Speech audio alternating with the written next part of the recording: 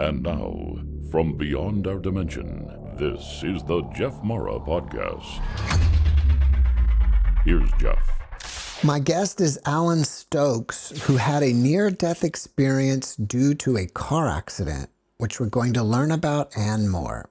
Alan, thanks for joining me and welcome. Thank you so much for having me. And thanks to all the people who are watching. I'm so grateful to be on the JeffMara podcast. Well, we are grateful to have you here, Alan. And if you don't mind, let's start on the day that you had your accident and go from there. I had moved to Michigan. I was living in California my whole life, and apparently I had hopped on a bus and went to Texas. And I lived in Texas with my mom in East Texas. And then my friend Austin had a opportunity to build a house. He bought some property and wanted me to help him build a house out here in Michigan. So I hopped on a train and I came here, and I started to work with him. And then 3 days before the job got started, I was with him actually for like 3 months and kind of living with him. I don't remember any of this, but I was living with him for a few months. We were out to get some groceries, and he let me ride his daughter's bike to get some groceries. And I was riding back home, and I was 2 blocks before I got home, and I was hit by a car. And so I have no idea about any of that. I don't remember leaving California at all. And so I woke up in a different place surrounded by strangers. And so I've been just recovering ever since. Well, what do you remember about your near-death experience? It was kind of chaotic at first. I think I had it right when I got hit by the car instantly. So my dream was like, my near-death experience was like chaos, and kind of felt like I was in an ambulance and it had gotten hit by a train somehow. And I flew out the ambulance, and I was trying to like get myself together and get to the crew, and I couldn't get to the crew. And I fell in this jetty of water, like pushing water, like in an Encinitas they have jetties. And then I couldn't get out of the water, and all the rocks looked like they were entities, like they were kind of mean creatures trying to keep me down, push me down. And I finally got over them all. I climbed up and I got up, and I was so grateful to be out of the water. And then I looked in the distance and I saw a park, and I saw a bunch of lights, like bluish luminescent lights. I guess amethyst would be a good way to describe the color. And so I walked over to the park, and I walked past the trees, and inside the trees were my grandmas, my 2 grandmas and 2 little dogs. And it felt like it was just them at first. But then my grandmas kind of let me in and put me in their arms. And then everyone else showed up, like Jesus, Padre Pio, all my friends, all my relatives, everyone showed up and held me and brought me warmth and comfort. Padre Pio put his hand on my head on the left side, and it felt cool, like he was bringing me to the right temperature. And then, I was surrounded by everyone on, I feel like, the globe. I was one with everyone, I felt like. And Padre Pio was like the number one reason I think that I lived. And angels. I'm surrounded by angels. I said I was surrounded by thousands of angels, but it was millions. Did you even know who Padre Pio was before your NDE? Maybe I seen him in a movie or something. I don't know. I never heard of him. So that's kind of weird. But I think it's because he's like a celestial, loving human, a super being. I think because of all the love that he had, it just came to me. Did you have any conversations with Padre Pio, family members, angels, or anybody else? It wasn't conversations. It was the feeling of comfort. And they told me to go home. I did hear that from my grandmas and from everyone, but it wasn't like the words. It's like a feeling, like go home. It was like telepathy, I guess would be the best way to put it. But yeah, I felt all the love in the whole world. I think oneness. Do you remember what age your grandmother looked like? Did they look elderly or younger? They looked like my grandmas, like just how I remember them. They seemed like themselves. It wasn't really that they looked like facial, like it wasn't like me and you right now. It's just I knew that these entities were my grandmas. And it looks like blue lights and my grandma's faces. I could definitely see their faces. So they were all like light beings. Yeah, blue and luminescent amethyst light. I think because we all are. So I'm not sure. When you were on the other side, did you feel intense joy and happiness? I felt everything. I felt immense pain. And then when I got to the park, it was immense joy and happiness. And I think that park was my heaven because I was surrounded by loved ones and family and friends. And so I think that's all that I would ever want in heaven. And I think I got it. So, and they all told me to go home. It's not your time, Alan. And my mom's friend, who's also a medium, his name's Alex. He might have ND or you might have spoken to him before too. But he told me it was my mom's birthday. He said, "It's your mom's birthday." And I woke up and I squeezed her hand. And I said, "Happy birthday," like this. "Happy birthday, mom."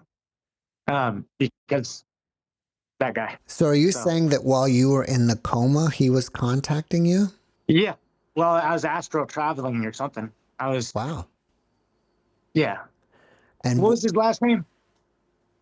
McDonald, Alex Ireland. Alex McDonald from Ireland or something. was it actually your mother's birthday when you came to? Yeah, it was my mom's birthday. I squeezed her hand and I said, "Jesus is real. Jesus is real." But I was so quiet. I was in a coma, you know? So I was so quiet, but she told all the nurses totally heard me.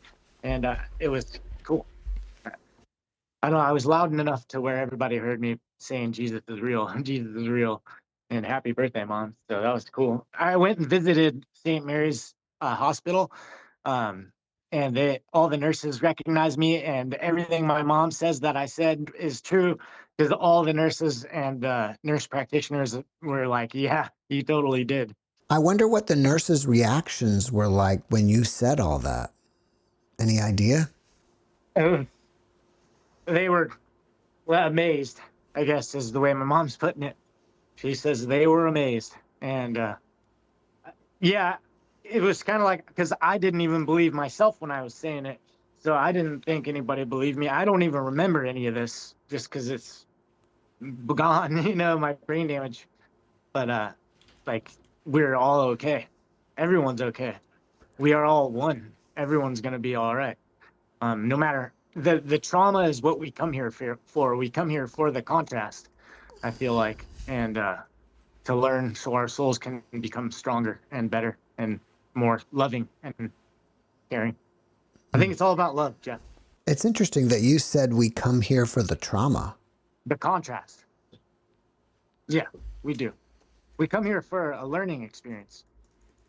It's contrast, trauma. Since you've been back, have you noticed that you have any new abilities that could be considered psychic? I don't feel that way, but I do feel that way.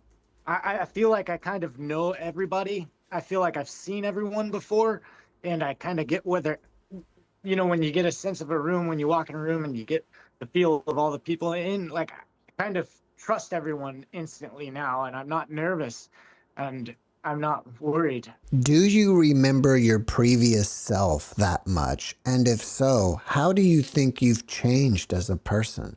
I've been a hardworking person my whole life, and I was fairly successful. I worked for Advanced Diabetes Supply. I was traveling the country helping insurance agents with a big book of their business was a third of their clients were living with diabetes because a third of the US is living with diabetes.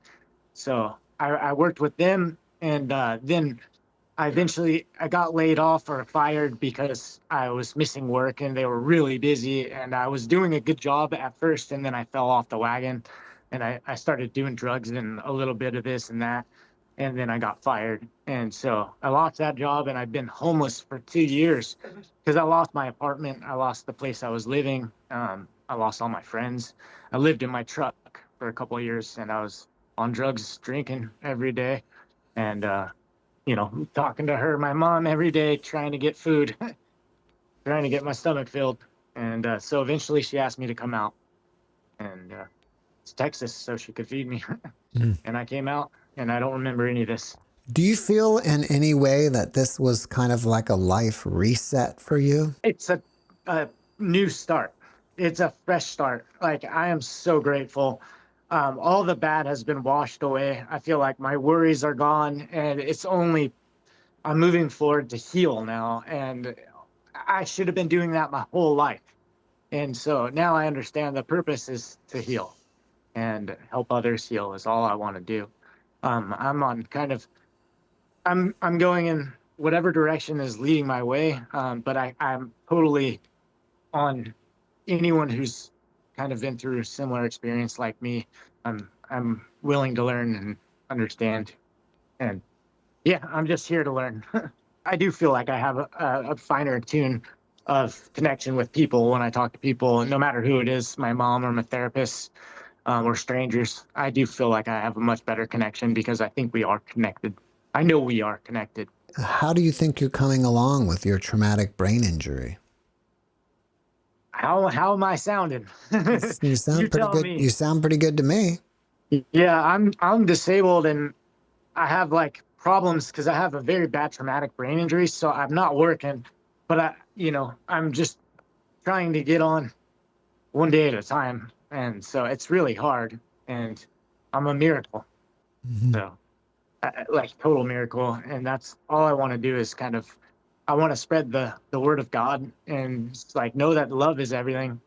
Teach everyone that love is everything. Like, you came in with love, and you know you might not feel like you're gonna go out with love, but you will. Everyone is connected to you, and everyone loves you.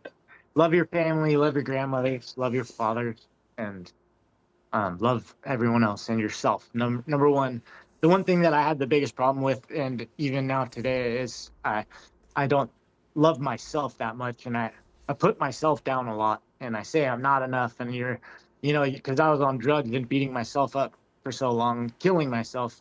Uh, so I still have reminiscences of that, and I'm trying to overcome that every day, which is I'm doing a good job now that I have uh, spirit guides and people. Do you fear death? No, not anymore. Uh, I I feared it just like a normal person would, I guess. My grandpa kind of told me when you die, you die. You go in the dirt and you become, whatever. But you didn't really continue on. So I kind of believe that for most of my life is when you die, you die. What's going to happen? Your brain's kaput. But now I know that we're eternal.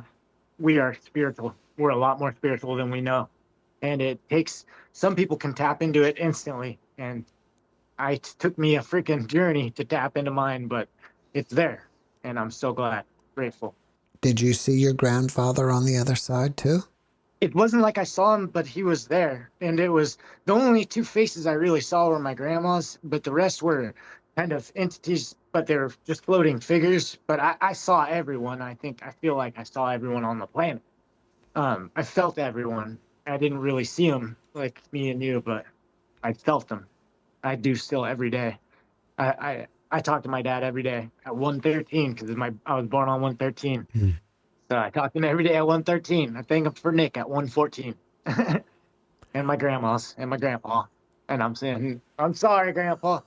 I swear I'm trying here. I'm just being a little comedian, I guess, is my deal. If you had a friend that was grieving over the loss of a loved one, what type of advice would you give? You are them and they are you is kind of what I've been saying. And it's new to me and it's true because I didn't see my dad and I didn't see my grandpa, but they were me. I felt them. And so I feel like if I could give anyone hope, it's just know that they love you as much as you love them. And there's no death. Like we are forever going on. We're eternal. And that hit me. I'm so grateful. Like I'm not scared. I get nervous and stuff, but I'm not scared of death. That's for sure. We are eternal and we are all miracles. Every day a miracle happens. You don't have to expect it to be big, but expect it because when you're able to get a glass of water, some people don't, and that's a miracle for some. So just treat every day like it's a miracle, and you'll be okay. Do you feel like you have contact with anybody on the other side still? Yeah, I talk to my dad. Like it's like a thought to me, but it's my grandma's and my dad and my grandpa. Like they come in my head like a thought every day. It's not overwhelming, and it's not like they're right here, but they're there. They are there, and it's like I hear their voices, but it's just a thought. Like, yeah, it's kind of cool. Do they give you messages? Everything is okay. Everything's in the right place. everything's exactly where it's supposed to be. Everything is fine. Hmm. That's what I hear. Because I'm a stressor or something, and I put myself down so much, and my grandma's always telling me, Alan, it's okay. You are enough. You're great. That's great. Yeah. I Um, love my grandma. and obviously she loves you.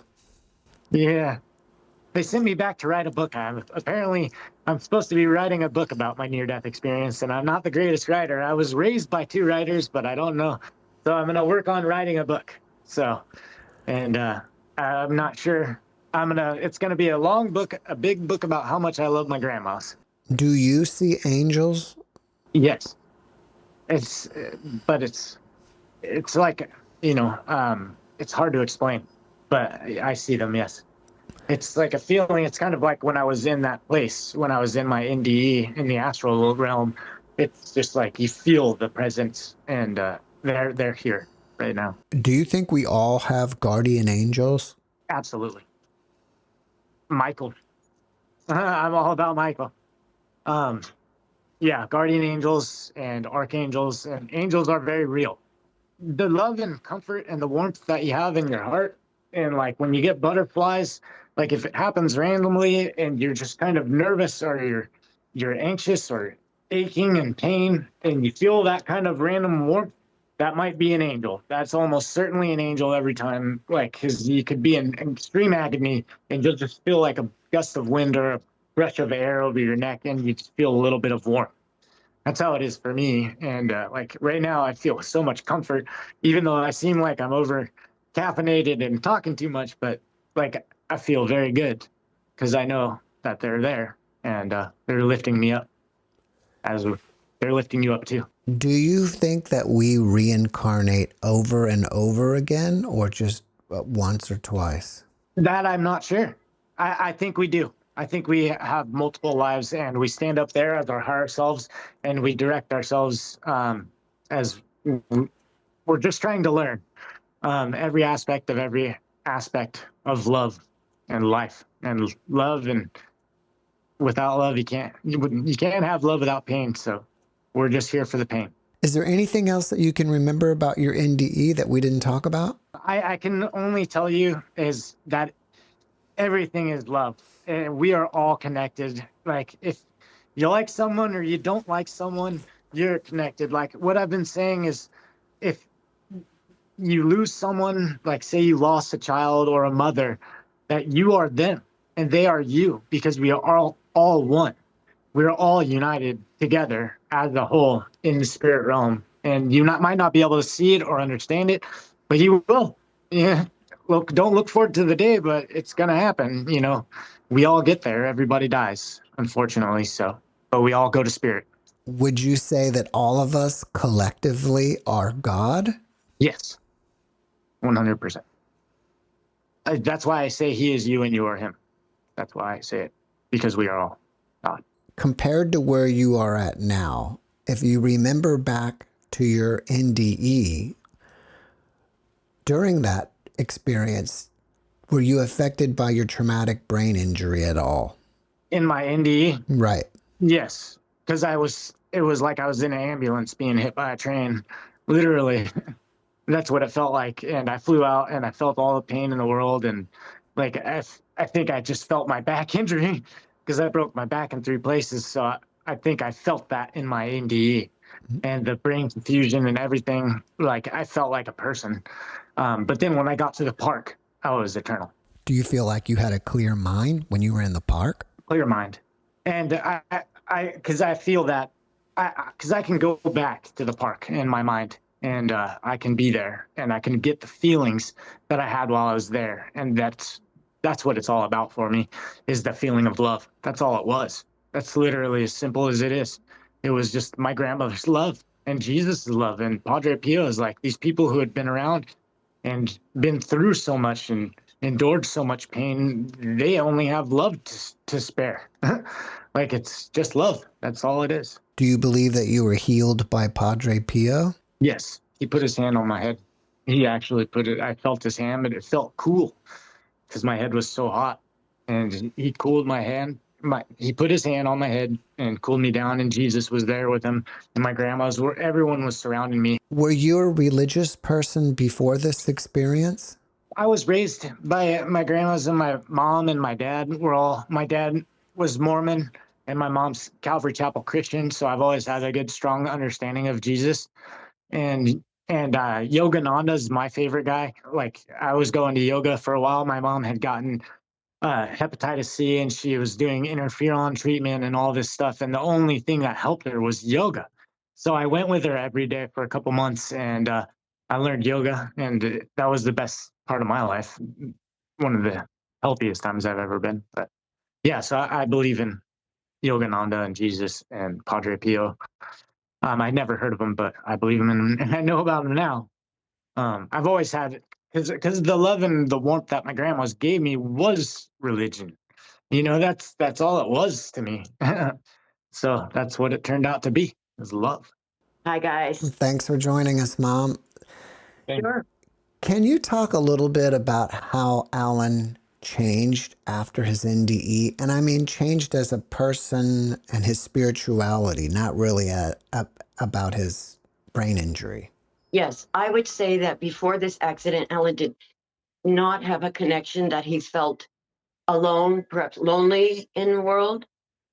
He didn't have a place to go inside that was peaceful. The world had become very loud.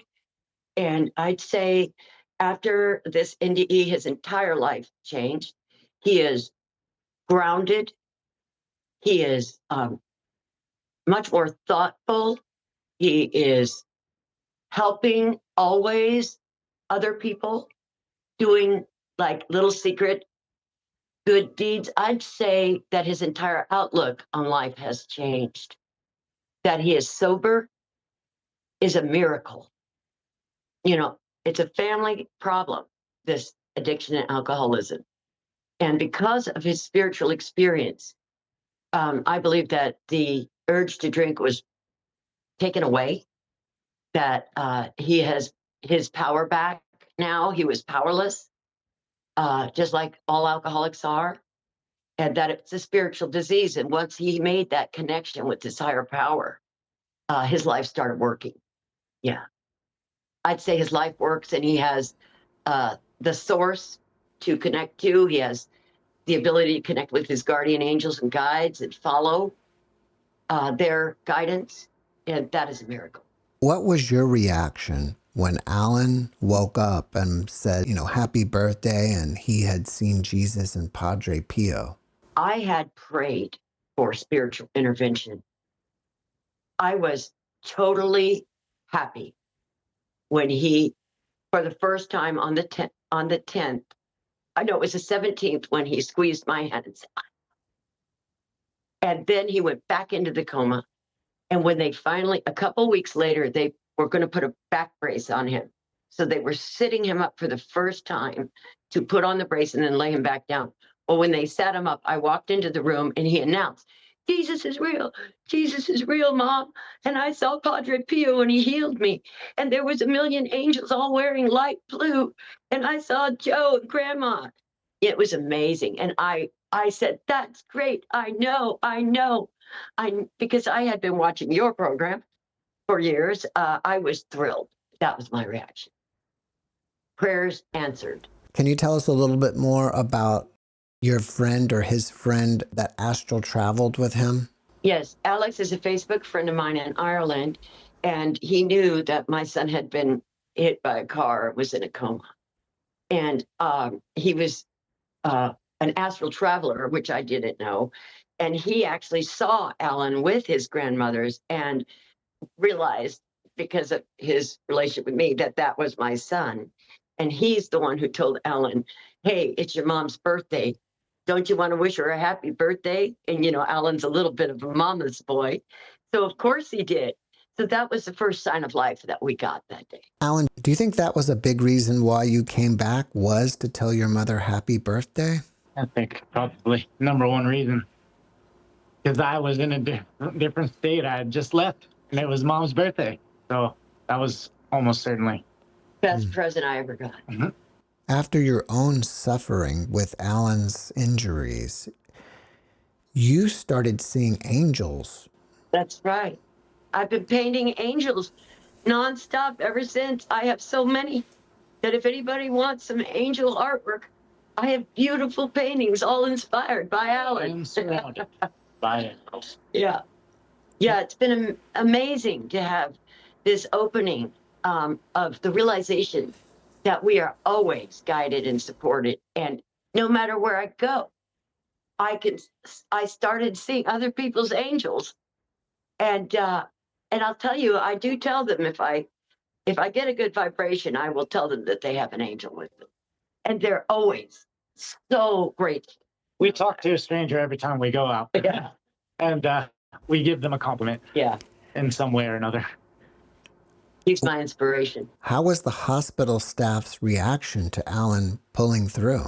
It was a miracle. They absolutely did not expect him to be walking and talking. And we went back to see them. They were totally amazed because I will send you his medical paperwork. I got to give them all a good hug. Yeah. And thank them all for saving my life. Yeah, they'd never seen a recovery such as Alan has achieved. And I believe it's because of the Reiki and the sound healing that we've been providing him. That additional support for his traumatic brain injury. I've also been working very hard. Yes, yes, he works very hard at therapy. And we even took sound healing over to his group at Health Source here in Saginaw, where he was a patient. And we did the stroke support group there. And we've got other little gigs around to do that. And that's been a lot of fun to bring some healing to everybody else. We heal to heal. Yes. People may want to contact you after this video. Are you open to that? Yes, 100%. How do they do it? They can reach me by Alan Stokes, ALANSTOKES 75 at gmail.com. And you can also reach me on Facebook or Instagram. I'm Alan Stokes. And I think I have a picture of me with Namaste and two beautiful ladies at my Reiki.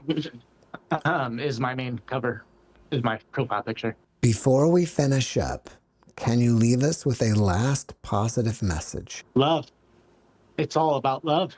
If you felt love, you know what it is. And it's all about love. Everything is about love. We are here to create. And though it may be difficult sometimes, and we have some very difficult problems, but love, it's as simple as love. Is just feel it and give it. There is no death. It's all about love. Just share it. Like, God is love. Thank you for your message. And Alan and Mom, thank you for being my guests. Thank you. It's been a pleasure, Jeff. God bless you. JeffMara, I'm so grateful. This was amazing. Well, we are grateful to have you. And because of you, we get to learn about experiences like yours. I look forward to meeting you one day and getting an actual handshake. I hope so. I hope so too. One last thing I'd like to add Sure. is that no matter what it looks like in your life today, it is in its right place. Because if it wasn't exactly the way it is right now, this very moment, the next miracle that is being set up for you can't occur. So go through it with the knowledge that grace, all you have to do is make one little effort. The angels will take you the rest of the way. Just make a little effort, and the angels will carry you the rest of the way. So no matter what it looks like, it is this way so that the miracle can occur that is coming to you. Thank you. Thanks for watching the JeffMara podcast. I really appreciate you. Another way to show support is through YouTube memberships. And if you do, there are loyalty badges and other perks depending on your level of membership. All you need to do is click the join button underneath the video to find out more. Thank you for your support.